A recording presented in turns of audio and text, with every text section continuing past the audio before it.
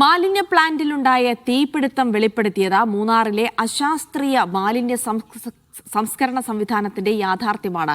കുത്തനെയുള്ള ചെരിഞ്ഞ പ്രദേശത്ത് അജൈവ മാലിന്യങ്ങൾ കൂട്ടിയിട്ടിരിക്കുന്നതാണ് കല്ലാർ മാലിന്യ പ്ലാന്റ്. പ്ലാന്റിലെ സംസ്കരണ പ്രവർത്തനങ്ങൾ നിലച്ചിട്ട് മാസങ്ങളായെന്ന് നാട്ടുകാർ പറയുന്നു.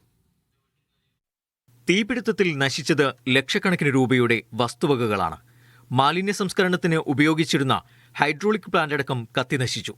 മൂന്നാറിലെ മാലിന്യ സംസ്കരണം വലിയ പ്രതിസന്ധിയിലേക്ക് പോകുകയാണ്. ഇപ്പോൾ ഈ സീസൺ ആയതുകൊണ്ട് തന്നെ നമുക്ക് വലിയ തോതിലുള്ള വേസ്റ്റ് വന്നുകൊണ്ടിരിക്കുന്നുണ്ട്. അതുകൊണ്ട് നമുക്കൊരു കൈകാര്യം ചെയ്യുന്നതിന് വെച്ചാൽ ബുദ്ധിമുട്ടുണ്ട്. എന്നാലും നമ്മൾ കൈകാര്യം ചെയ്താണ് പോകുന്നത്. പരമാവധി ഒരു തരത്തിലുള്ള വേസ്റ്റുകൾ നമ്മൾ ഡംപ് ചെയ്യുന്നില്ല. കംപ്ലീറ്റ് വേസ്റ്റ് നമ്മൾ സോർട്ട് ചെയ്താണ് പോകുന്നത്. ഇപ്പം ഈ കത്തിയ സാധനങ്ങൾ തന്നെ എല്ലാം ബെയിൽ ചെയ്ത് നമ്മൾ വെച്ചിരുന്ന സാധനങ്ങളാണ് കത്തിയത്. എന്നാൽ നശിച്ച പ്ലാന്റ് അടക്കം പ്രവർത്തനരഹിതമായിരുന്നുവെന്നാണ് നാട്ടുകാർ പറയുന്നത്.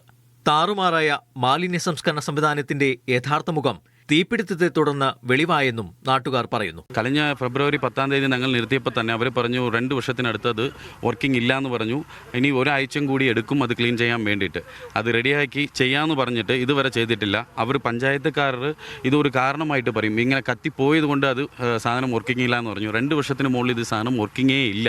മാലിന്യ സംസ്കരണത്തിൽ സംസ്ഥാനം പുത്തൻ മാതൃകകൾ സ്വീകരിക്കുന്ന കാലത്താണ് സംസ്ഥാനത്തെ ഏറ്റവും പ്രധാനപ്പെട്ട ടൂറിസം മേഖലയിൽ മാലിന്യ സംസ്കരണം അടിയെ പാളുന്നത്. കല്ലാറിലെ മാലിന്യ പ്ലാന്റിൽ അടിക്കടിക്കുണ്ടാകുന്ന തീപിടുത്തത്തിന് കാരണമെന്താണ്? കൃത്യമായ മാലിന്യ സംസ്കരണത്തിന് മൂന്നാറുകാർ എത്ര കാലം കാത്തിരിക്കണം? ഈ നാട്ടുകാർ ഉന്നയിക്കുന്ന ചോദ്യങ്ങൾ നിരവധിയാണ്. ഷെറിൻ മോഹനൊപ്പം മുഹമ്മദ് ആഷിഖ്, മീഡിയ 1 ഇടുക്കി.